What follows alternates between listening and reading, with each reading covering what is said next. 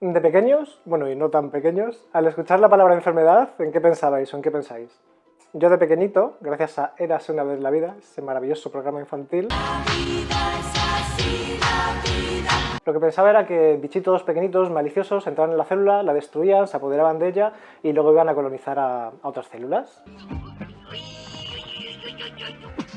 Con el cáncer pasa algo lo mismo, pero cambia el inicio. Se vuelven locas las células y empiezan a expandirse y atacar por todos lados. Célula anormal, mi teniente. Apariencia maligna en pleno crecimiento. Riesgo de tumor. Pero claro, luego investigamos y vemos, por ejemplo, en el caso del hígado, que el cáncer lo que tiene es una proliferación celular. Y otros, por el contrario, lo que producen es necrosis, ulceración, pérdida de tejido. Esto es que algunos cánceres atacan nuestro organismo haciendo estos más grandes, los tejidos tienen proliferación celular, y otros lo contrario, necrosando, ulcerando, haciéndolos más chiquitos. Entonces, como bien se preguntaba el Dr. Hammer, ¿cómo es posible que para sucesos opuestos pueda haber un mismo tratamiento? Ahí hay algo raro, ¿no? Y encima ese tratamiento es con veneno. A ver, la radioterapia es radiactiva, la radiación es mala. La quimioterapia es veneno, viene del gas mostaza además, o sea, es que es jodidamente peligroso. Entonces es veneno y es caca, no se toca. Pero es que aunque fuera miel del Himalaya, aunque fuera algo ahí que fuera bueno, no tiene lógica de base. ¿Cómo se van a tratar sucesos opuestos con el mismo tratamiento? Imaginaos que hay un medicamento para intentar ser más altos. Ese medicamento no puede ayudarnos a ser más bajos al mismo tiempo. O si tienes hipermetropía o miopía, que son opuestas, ver mal de lejos o de cerca, no se va a tratar con el mismo tipo de gafa. Que no puede ser, simplemente, es que no, que no. Una lente convergente o divergente te va a ayudar para un tipo de cosa u otra, pero no para las dos al mismo tiempo. Entonces es un error conceptual, de base. Con esta tercera ley biológica, el Dr. Hammer lo que pone es los pies y la cabeza a tanta teoría sin sentido, a tantas cosas que no cuadraban y a tantas contradicciones médicas previas a sus descubrimientos. Es decir, descubre el sentido de cómo funcionan realmente nuestros órganos, los tejidos que componen este bello organismo que cada uno tenemos. El Dr. Hammer, y aquí llegamos a la primera parte de la definición de la tercera ley biológica, encuentra el sentido, la manera en que nuestros tejidos se organizan, nuestros órganos y tejidos, para solventar un conflicto biológico que puso en riesgo nuestra supervivencia. Recapitulemos un poquito, nos vamos a ir a la primera ley biológica, segunda y llegamos a la tercera, para hacerlo con sustancia ahí desde la base. En la primera ley biológica, el Dr. Hammer, ¿qué es lo que descubre? El origen de las enfermedades. Vamos a hablar con propiedad. El origen de programas biológicos que nuestro cuerpo activa para ayudarnos a solventar un shock, una hostia que te da la vida, algo que te deja ahí patidifuso, algo que pone en riesgo tu supervivencia. Nuestro organismo adquiere unas propiedades un poco más fuertes, algún tipo de órgano, para solventar este peligro que te pone la vida, ¿vale? La segunda ley biológica que descubre el Dr. Hammer nos explica la función bifásica de estos programas biológicos. La primera fase es la activa, donde te ponen las pilas para solventar ese hecho traumático, ese problema, y la segunda fase, si es que se resuelve el conflicto, ya es la de vagotonía, con síntomas muy específicos. Ver el vídeo de la primera ley biológica y la segunda, esto solo para recapitular. Entonces, el origen, las dos fases. Tercera ley biológica, cómo actúa cada uno de nuestros órganos y tejidos, que va en completa sincronía con la histología y con la embriología, con las capas embrionales que se forman en los primeros 17 días de vida. Cuando somos un pequeño cigoto en el bello útero de nuestra madre, pues ahí se empiezan a formar el endodermo, el mesodermo y el ectodermo. ¿Bien? El Dr. Hammer, como buen alemán, después de contrastar miles de casos, descubrió algo sorprendente y maravilloso, por primera vez, una organización sistémica de nuestro organismo y de cómo funcionan cada uno de nuestros órganos y tejidos, en base a la embriología. Descubrió que cada uno de nuestros órganos tiene una función específica para solventar un shock biológico. El Dr. Hammer descubre la relación entre las hojas embrionales, endodermo, mesodermo y ectodermo, que van en completa relación con las partes del cerebro, tronco cerebral, cerebelo, médula cerebral y corteza cerebral, y a su vez la función específica de órganos y tejidos. Para que se vea mucho más fácil, pongo distintos colores, como él utilizaba, amarillo, naranja y rojo, para ir enlazando hojas embrionales, partes del cerebro y función que realizan. Explica, entre otras cosas, el por qué nuestro organismo en ocasiones produce un crecimiento celular y en otras necrosis. Simple y llanamente, dependiendo del tipo de conflicto. En ocasiones necesitamos de una reacción y en otras del opuesto. Por supuesto, se desarrolla en absoluta sincronía con la primera y segunda ley biológica y la organización, el mapa cerebral, quedaría de la siguiente manera. Los conflictos correspondientes al endodermo se activan desde el tronco encefálico. Los del mesodermo antiguo son controlados por el cerebelo. Ambos muestran un aumento celular en la fase de conflicto activo y una necrosis o ulceración en la fase de vagotonía, cuando se ha solucionado el conflicto. Esto sucede solo y exclusivamente si disponemos de estos microorganismos tachados de demoníacos por la medicina alopática disponibles en nuestro cuerpo.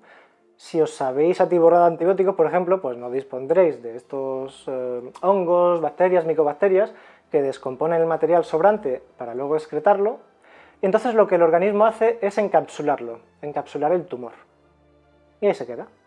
De hecho, ya no está muy de moda, que ni siquiera se practican con el COVID, y por una específica razón, porque dan mucha información. Autopsias. Antes, que se practicaban más a menudo, de media, los seres humanos muertos a los que se practicaban estas autopsias tenían 4 tumores encapsulados. Eso implica que durante su vida pasaron por al menos, porque es una media, algunos serían 6 o 8 y otros serían 2, pasaron por 4, 5, 6 cánceres y murieron de otras cosas. Autopsias. Bien, los conflictos correspondientes al mesodermo nuevo son controlados por la sustancia blanca y al ectodermo son controlados por el corteza cerebral. Ambos, tanto mesodermo nuevo como ectodermo, están dentro de lo que se denomina cerebro nuevo. Así es más fácil acordarse: cerebro antiguo, endodermo y mesodermo antiguo, y cerebro nuevo, mesodermo nuevo y ectodermo. El primer grupo son los que tienen proliferación al principio, y el segundo grupo, lo que tienen es una disminución celular en fase activa, o una pérdida de funcionamiento, pérdida funcional del tejido u órgano que se utilice. Y por lo tanto, en la fase de vagotonía se reparará el tejido y se recuperará la funcionalidad, total o parcialmente. Hay que ver cada caso específico, el tipo de conflicto, la intensidad y duración, la edad, otros factores. Aquí hay un poquito más de chicha, pero el resumen es ese. En algunos casos se recuperará completamente la funcionalidad y en otros pues no, porque el conflicto fue muy fuerte, duró mucho tiempo, se tardó en resolver. Y como siempre pondré bellos ejemplos para que se entienda mucho mejor. Explicaré muy por encima para que se entienda el concepto. Endodermo, parénquima. El parénquima del hígado adquiere un volumen más grande con el fin de optimizar la absorción de elementos vitales. Esto se produce en caso de conflicto de bocado con la coloración de inanición o hambruna.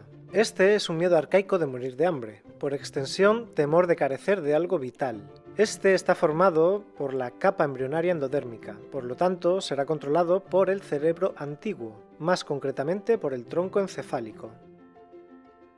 Pasamos ahora al mesodermo antiguo, senos, concretamente glándula mamaria. Se desarrolla un tumor en la glándula mamaria, es decir, esta se hace más grande. Un tumor es un crecimiento celular que hace más grande y fuerte un órgano determinado. El sentido biológico del adenocarcinoma lobular es producir más leche para así poder amamantar de forma óptima y dar un mayor aporte energético a quien lo necesite. Se activa por un conflicto de preocupación o pelea. Para entender plenamente este programa biológico con pleno sentido de la naturaleza, de glándula mamaria, debemos explicar una de las características biológicas que se deben tener en cuenta a la hora de analizar un paciente. La regla de la lateralidad biológica. Ser zurdo o diestro biológicamente. Esto es de crucial importancia para determinar con qué hemisferio cerebral trabaja ese ser humano.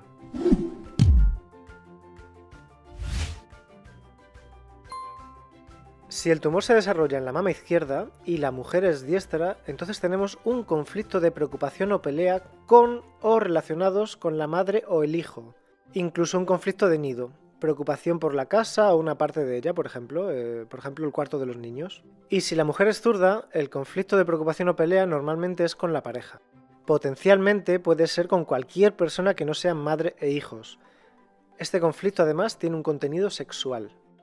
Si el tumor se desarrolla en la mama derecha y la mujer hemos comprobado que biológicamente es diestra, entonces estaremos hablando de un conflicto de preocupación o pelea, normalmente con la pareja, pero que potencialmente puede darse con cualquier persona que no sea la madre o los hijos. En este caso, el conflicto no tiene un contenido sexual. Desarrollando un tumor en la mama derecha y siendo zurda la mujer, tenemos un conflicto de preocupación o pelea con o relacionados con la madre o el hijo. Incluso un conflicto de nido, como dijimos antes también. Preocupación por la casa o una parte de ella, por ejemplo, el cuarto de los niños. El concepto nido lo que viene a definir es que implica a cualquier persona o cosa que esté siendo nutrida dentro del entorno familiar. En otras palabras, a quien se está alimentando en términos reales, virtuales o imaginarios. Normalmente para ayudar a la pareja o para ayudar al hijo que se encuentra en peligro. Pero se dan muchos casos últimamente además que se toman a las mascotas como si fueran hijos, en los que se desarrolla un cáncer de mama, de glándula mamaria, debido a una preocupación por la mascota, que se ve y se atiende como si fuera un hijo. El hijo asimismo puede ser algo que se representa como creación propia, una casa o una empresa. Y este programa biológico está comandado por el cerebelo. Pasamos ahora al mesodermo nuevo. Vamos a poner de ejemplo los huesos, concretamente el tejido óseo. Los huesos se necrosan en caso de conflicto de desvalorización o desvaloración, un sentir de no ser capaz de realizar algo, no tener las competencias para llevar a cabo una tarea. En fase de conflicto activo se produce una osteólisis, una destrucción ósea, es decir, una desmineralización de la matriz de proteína del hueso formando cavernas. Para que nos entendamos, haciendo agujeritos como un queso gruyère. Podemos encontrarnos con osteopenia, que sería una masa conflictual pequeña, o examinado en el inicio de la fase de conflicto activo, o con osteoporosis, que sería una masa conflictual grande. Es importante destacar que las destrucciones óseas y medulares son siempre indoloras. Y el propósito de formar agujeritos es meter en ellos un material más duro que haga más fuertes nuestros huesos y por lo tanto estar preparados para resistir más carga o más peso. Esto sucede al final de la fase vagotónica. Y un ejemplo de ectodermo sería la epidermis. En fase de conflicto activo disminuye la sensibilidad de la piel por un conflicto de separación para reducir el dolor causado por la separación o la falta de contacto con un ser querido, o todo lo contrario, por un conflicto de contacto, por haberse producido un contacto no deseado. La disminución de sensibilidad de la piel se consigue a través de microulceraciones. Asimismo, la memoria a corto plazo también se ve afectada. Todos estos síntomas nos ayudan a que la pérdida de ese ser querido no duela tanto. Este SBS está controlado por la corteza cerebral.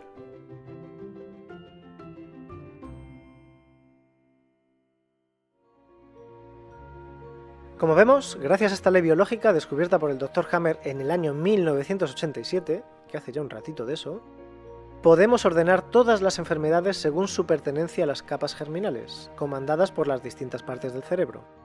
En el siguiente vídeo, y con esto ya me despido, veremos la cuarta ley biológica en la que explicamos cómo los microbios también están organizados según las capas embrionarias y cómo su rol es muy distinto al que el químico y empresario Pasteur nos dijo en su tiempo.